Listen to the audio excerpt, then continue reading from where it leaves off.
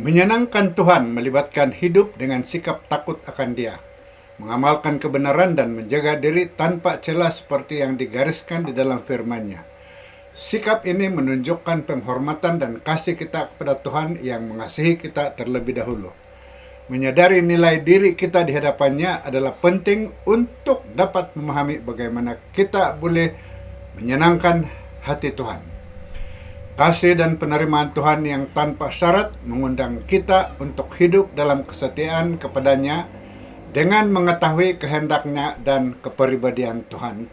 Melalui firman-Nya kita dapat membangun hubungan selaras dengan kehendak-Nya dan berkenan di hadapan-Nya.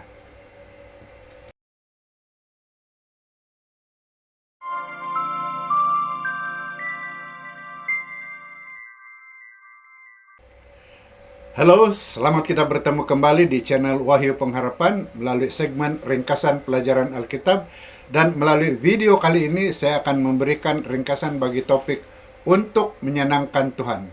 Jadi pastikan Anda menonton hingga ke ujung video ini untuk dapat menyaksikan semua butiran yang menarik dari pelajaran yang terkandung di bawah topik ini yang saya sempat muatkan melalui video ini. Saudara sedang penonton yang dikasihi Tuhan. Sebelum itu, jika ini adalah pertama kali Anda menonton video di channel ini, saya mengundang Anda untuk tekan like dan share video ini, serta subscribe pada channel ini dan tekan lonceng notification agar Anda tidak terlepas menonton video yang akan dimuatkan akan datang nanti. Saudara sedang menonton di mana saja Anda berada, tanpa berlengah lagi, mari kita dahului dengan membaca ayat hafalan yang dipetik dari Zefania 3 ayat 17 yang berbunyi, Tuhan, yaitu Tuhanmu, hadir di tengah-tengahmu seperti kesatria, pembawa kemenangan dengan penuh sukacita. Dia akan bergerang karena engkau dan tenang berdiam karena kasih-Nya. Dengan sorak-sorai dia akan bergembira karena engkau. Saudara, ayat ini memperkenalkan kita kepada Tuhan yang tidak hanya hadir di tengah-tengah kita, tetapi juga bergembira dan bersukacita karena kita adalah milik-Nya. Tuhan tidak sekadar berkenan kepada kita karena kasih-Nya, tetapi Dia senang apabila kita membalas kasih itu dengan kehidupan yang sebenar. Apapun, kita akan kembali pada ayat ini dalam ringkasan untuk hari Isnin. Untuk itu, pelajaran topik yang pertama ialah lebih berharga daripada yang Anda boleh bayangkan. Lukas 15 ayat 32 berkata, kita patut bersukaria karena adikmu ini telah mati dan hidup kembali. Dia telah sesat dan ditemukan kembali. Lukas 15. Ini menggambarkan kasih Tuhan yang mencari dan meraih anak-anaknya yang tersesat dan kembali kepadanya. Dalam perumpamaan domba dan uang yang hilang, menunjukkan bagaimana bergembira, Tuhan bergembira atas orang berdosa yang sesat dan ditemui kembali. Perumpamaan anak yang hilang menunjukkan penerimaan kasih Bapa walaupun anak itu tidak layak diterima kembali dan dirayakan. Kita adalah anak itu, pendosa yang Tuhan sambut dengan sukacita tanpa memandang masa lalu. Nilai kita di hadapan Tuhan terletak pada kasih-Nya, bukan pada pencapaian kita. Dia tidak menunggu kita mendekati Dia, tetapi Dia berlari pergi menyambut setiap jiwa yang kembali kepadanya. Penuh kegembiraan dan penerimaan yang tak bersyarat. Bersukacitalah bersama-sama dengan aku, kata Tuhan. Semua perumpamaan ini menggambarkan sukacita Bapa dan surga atas orang berdosa yang kembali ke jalan yang benar. Seterusnya pada Isnin, topik yang kita bahas ialah bersukacita dengan kegembiraan. Ini ayat hafalan kita, Zefania 3 ayat 17. Tuhan, yaitu Tuhanmu, hadir di tengah-tengahmu seperti kesatria, pembawa kemenangan. Dengan penuh sukacita, dia akan bergirang karena engkau dan tenang berdiam karena kasih-Nya. Dengan sorak-sorai dia akan bergembira karena engkau. Saudara, Zefania 3 ayat 17 menggambarkan Tuhan sebagai Bapa penuh kasih yang bergembira menyelamatkan kita dan tinggal bersama dengan kita. Dia memanggil kita yang kuperkenankan dan bersukacita seperti seorang suami mengasihi istrinya.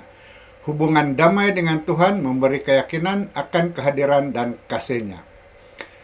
Seterusnya, saudara, pada hari Selasa topik kita ialah menyenangkan Tuhan. Dalam Mazmur 149 ayat 4 mengatakan, karena Tuhan berkenan akan umat-Nya, Dia akan memahkotai mereka dengan yang rendah hati dengan penyelamatan. Tuhan meskipun disembah oleh makhluk suci, tetap berkenan kepada manusia yang hina karena kasih-Nya. Namun tidak semua sikap menyenangkan hati-Nya.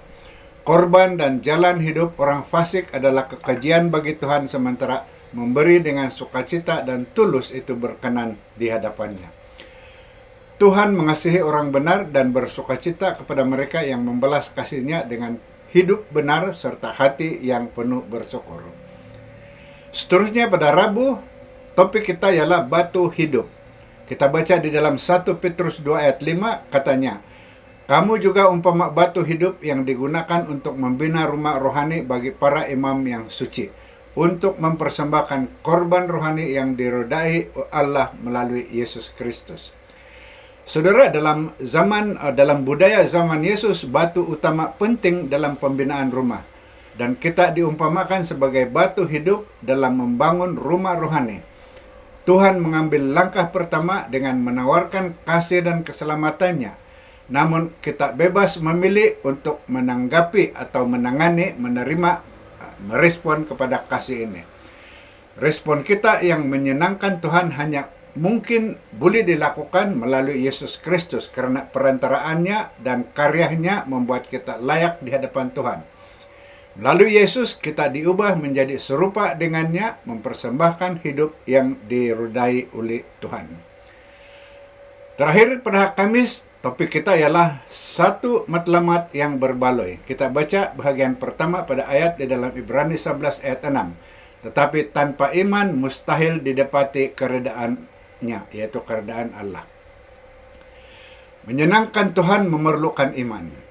Yesus menekankan bahwa bahkan iman sebesar biji sesawi sudah cukup.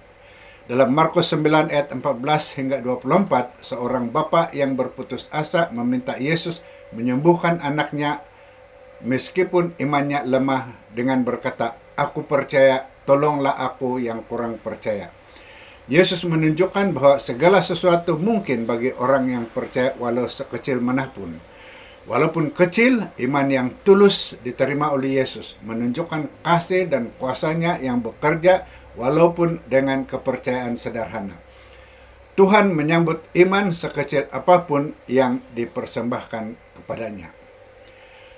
Saudara sedang penonton yang dikasihi Tuhan, berikut adalah 3 poin utama dari ringkasan yang saya telah sampaikan melalui video ini. Pertama, nilai dan sukacita Tuhan terhadap pertobatan. Perumpamaan dalam Lukas 15 menegaskan bahwa Tuhan bersukacita atas kembalinya orang yang sesat. Sukacita tersebut menggambarkan nilai yang Tuhan lihat dalam setiap individu meskipun mereka merasa tidak layak. Tuhan dengan penuh kasih menerima mereka yang kembali kepadanya tanpa memperhitungkan apapun keadaan masa lalu mereka. Kedua, kegembiraan Tuhan dan hubungan dengan umat-Nya. Tuhan tidak hanya hadir sebagai hakim yang tegas, tetapi sebagai Bapa yang penuh kasih, seperti yang dikatakan di dalam ayat Zefania 3 ayat 17. Tuhan bergembira bersama umat-Nya yang mendekat diri mereka kepadanya dan hidup dalam kasih-Nya. Kasih Tuhan tidak bersyarat, tetapi Dia lebih berkenan kepada mereka yang hidup dalam kebenaran dan membalas kasih-Nya dengan tindakan yang menyenangkan hati-Nya. Ketiga, iman sebagai syarat menyenangkan Tuhan. Iman adalah syarat utama untuk mendapat keredaan dari Allah atau perkenan dari Tuhan. Meskipun iman seseorang mungkin kecil seperti biji sesawi, namun Tuhan tetap menerima dan menghargainya. Kisah dalam Markus 9 ayat 24 menegaskan bahwa iman yang sederhana dan penuh kebergantungan kepada Tuhan sudah cukup untuk menyenangkan Dia serta membuka jalan bagi keajaiban-Nya. Saudara, sekian ringkasan pelajaran Alkitab untuk kajian minggu ini. Saya harap Anda telah mendapati maklumat yang dikongsikan sangat berinformatif dan membantu. Dan sekali lagi saya mengundang Anda untuk tekan like dan share video ini, serta subscribe pada channel ini dan tekan lonceng notification agar Anda tidak terlepas menonton video yang akan dimuatkan nanti. Dan juga jika Anda ada pertanyaan atau pandangan yang ingin dikongsikan, sila luangkan masa untuk meninggalkan komen di bagian komen di bawah ini atau hantar ke nomor yang tertera. Untuk itu, terima kasih karena menonton dan jumpa lagi di video akan datang. Tuhan memberkati Anda.